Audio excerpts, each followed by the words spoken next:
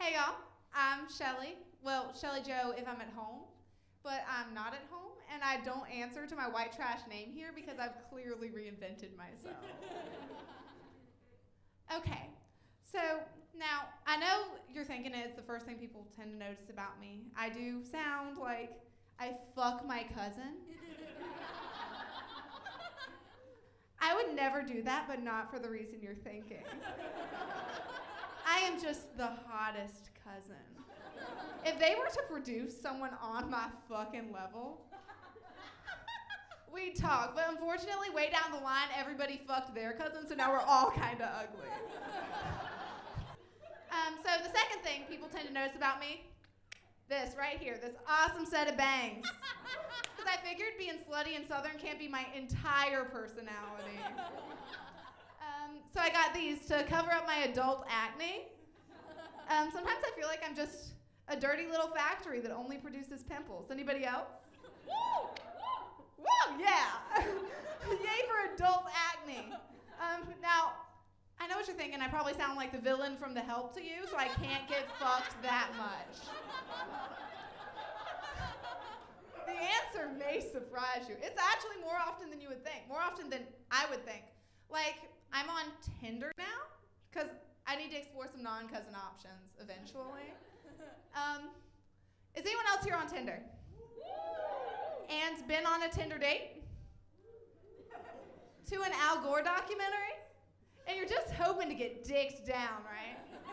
Only it's too crowded for y'all to sit together, so you have to sit across from the theater and you're like, it's fine, he can just finger blast me later, whatever. And so, but then you're gonna turn off your phone because you like respect penguins, and he's gonna text you halfway through and tell you he's going home. And so then you check your phone after you watched a 3-hour documentary on why polar bears are losing. So then you walk all the way home, binge eat 6 Slim Jims that you tied together to make a super Slim Jim, and then you sleep on the wrappers like a fucking animal. That might just be like, amazing. That's my inconvenient truth. Yeah, I haven't fucking recycled since that happened. I just take anything I would have recycled and dump it directly into the Charles. I also don't drink water anymore. Not good for the environment. I just don't like it. The inconvenient sequel to this story is he hit me up later and I still put out. So I am playing with this man's balls, right?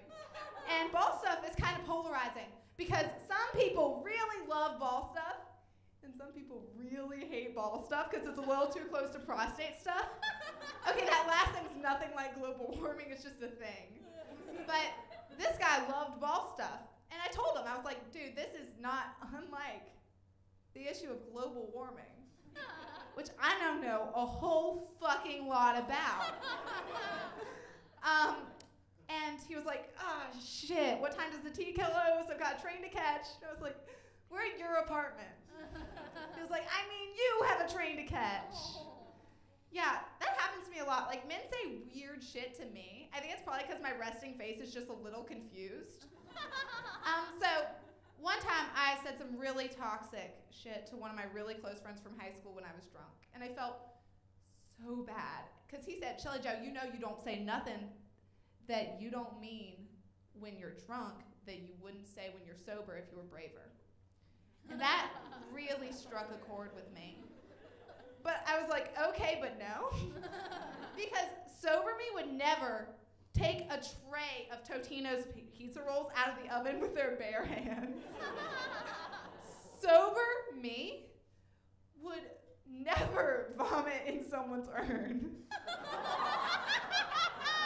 Sober me would never do a tax return. Sober me wouldn't do her taxes. I'm cool, I'm hip, and I have defrauded a few people. So, men, I feel like maybe the reason that they can be like that is because they're so good at multitasking in terms of some people's bodies are genetically engineered to run and masturbate at the same time. So I'm gonna give myself a little slack here so I can show you what's going on. I couldn't do that I tried. I feel like it's my lack of ability to multitask that is responsible for the wage gap. Okay, so not everyone's like this though. Some people are really good and amazing. Like I went on an actually good Tinder date a few days ago. And if eating me out was anything like Olympic ice skating, this guy was Tanya Harding in terms of he was great at it, he was competitive. And if anyone was even a little better at it, he broke their knees with a lead pipe. I was like, you gotta stop that. Silly.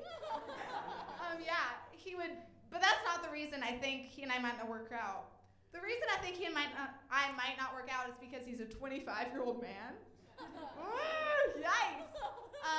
And it's more an issue for him than me. Because I've never seen someone so bugged by the fact that I wasn't allowed to see Gone Girl in theaters. I've never seen anyone so irked that I don't remember 9/11. He was so mad.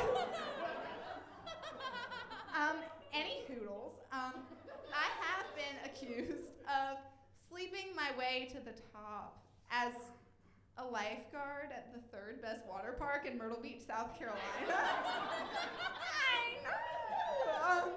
I was accused of sleeping my way to the top, and there are 3 water parks. This place, so if, I can't even find the words to describe the hellscape that is, I'm not gonna say the name of the water park, but I was this close to, no, but if having a man quit his job to you by slapping a spit-covered whistle directly into your fucking palm is the top, I should not have fucked all those people.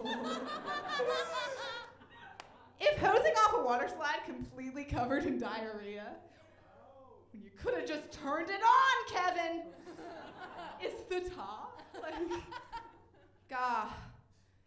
If taking out used condoms from a wave pool is the top. I don't have a punchline here. I just want you to feel bad for me. I really do have to stop acting like such a harlot, though. I'm not kidding.